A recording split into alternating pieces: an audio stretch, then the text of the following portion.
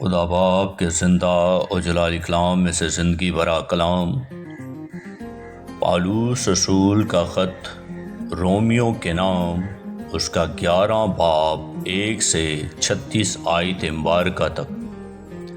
بس میں کہتا ہوں، کیا خدا نے اپنی امت کو رد کر دیا؟ ہرگز نہیں، کیونکہ میں بھی اسرائیلی ابراہیم کی نسل اور بنیامین کے قبیلے میں سے ہوں۔ خدا نے اپنی اس امت کو رد نہیں کیا جسے اس نے پہلے سے جانا۔ کیا تم نہیں جانتے کہ کتاب مقدس ایلیا کے ذکر میں کیا کہتی ہے کہ وہ خدا سے اسرائیل کی یوں فریاد کرتا ہے کہ اے خداوند، انہوں نے تیرے نبیوں کو قتل کیا اور تیری قربان گاہوں کو ڈھا دیا۔ اب میں اکیلا باقی ہوں اور وہ میری جان کے بھی خواہاں ہیں۔ مگر جواب الہی اس کو کیا ملا؟ یہ کہ میں نے اپنے لیے 7,000 آدمی بچا رکھے ہیں جنہوں نے بال کے آگے گھٹنے نہیں ٹیکے۔ بس اسی طرح اس وقت بھی فضل سے برگزیدہ ہونے کے باعث کچھ باقی ہیں، اور اگر فضل سے برگزیدہ ہیں تو اعمال سے تو نہیں، ورنہ فضل نہ رہا۔ بس نتیجہ کیا ہوا؟ یہ کہ اسرائیل جس چیز کی تلاش کرتا ہے وہ اس کو نہ ملی، مگر برگزیدوں کو ملی اور باقی سخت کیے گئے۔ چنانچہ لکھا ہے کہ خدا نے ان کو آج کے دن تک سست طبیعت دی، اور ایسی آنکھیں جو نہ دیکھیں اور ایسے کان جو نہ سنیں۔ اور داؤد کہتا ہے کہ ان کا دسترخوان ان کے لیے جال اور پھندا اور ٹھوکر کھانے اور سزا کا باعث بن جائے۔ ان کی آنکھوں پر تاریکی آ جائے تاکہ نہ دیکھیں، اور تو ان کی پیٹھ ہمیشہ جھکائے رکھ۔ بس میں کہتا ہوں، کیا انہوں نے ایسی ٹھوکر کھائی کہ گر پڑے؟ ہرگز نہیں، بلکہ ان کی لرزش سے غیر قوموں کو نجات ملی تاکہ انہیں غیرت آئے۔ بس جب ان کی لرزش دنیا کے لیے دولت کا باعث اور ان کا گھٹنا غیر قوموں کے لیے دولت کا باعث ہوا، تو ان کا بھرپور ہونا ضرور ہی دولت کا باعث ہوگا۔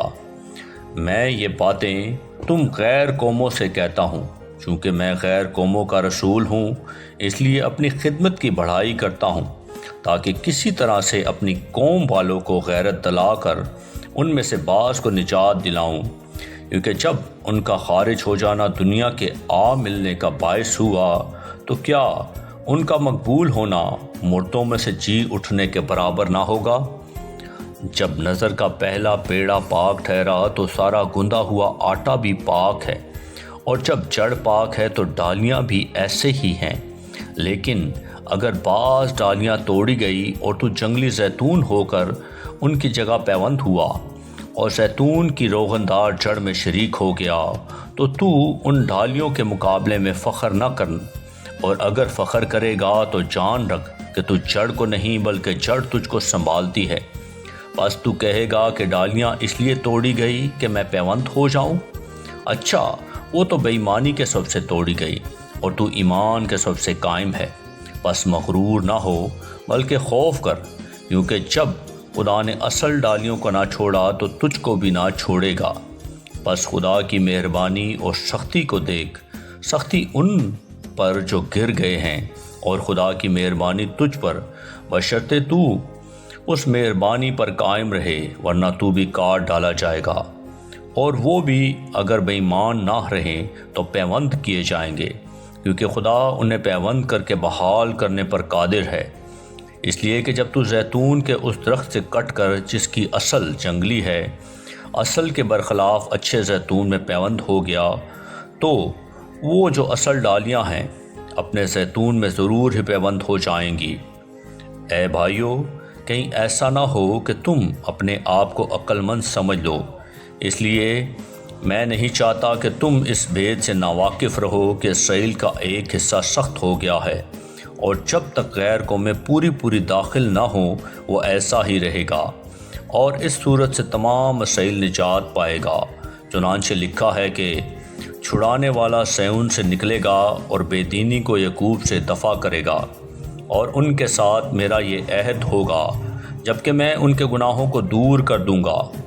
انجیل کے اعتبار سے تو وہ تمہاری خاطر دشمن ہیں، لیکن برگزیدگی کے اعتبار سے باپ دادا کی خاطر پیارے ہیں، اس لیے کہ خدا کی نعمتیں اور بلاوے بے تبدیل ہیں، کیونکہ جس طرح تم پہلے خدا کے نافرمان تھے مگر اب بھی ان کی نافرمانی کے سبب سے تم پر رحم ہوا، اسی طرح اب بھی یہ نافرمان ہوئے تاکہ تم پر رحم ہونے کے باعث اب ان پر بھی رحم ہو، اس لیے کہ خدا سب کو نافرمانی میں گرفتار ہونے دیا تاکہ سب پر رحم فرمائے۔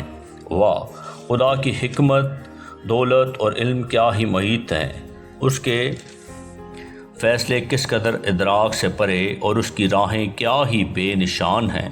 خداوند کی عقل کو کس نے جانا، یا کون اس کا صلاح کار ہوا، یا کس نے پہلے اسے کچھ دیا ہے جس کا بدلہ اسے دیا جائے، کیونکہ اسی کی طرف سے اور اسی کے وسیلہ سے اور اسی کے لیے سب چیزیں ہیں، اس کی تمجید ابد تک ہوتی رہے، آمین۔ اکلام کے پڑھے اور سنے جانے پر خداوند کی برکت ہو، خداوند کا شکر ہو، آمین۔ اس زندہ اور جلالی کلام کو زیادہ سے زیادہ شیئر کریں تاکہ لوگ سن کر برکت پائیں، آمین۔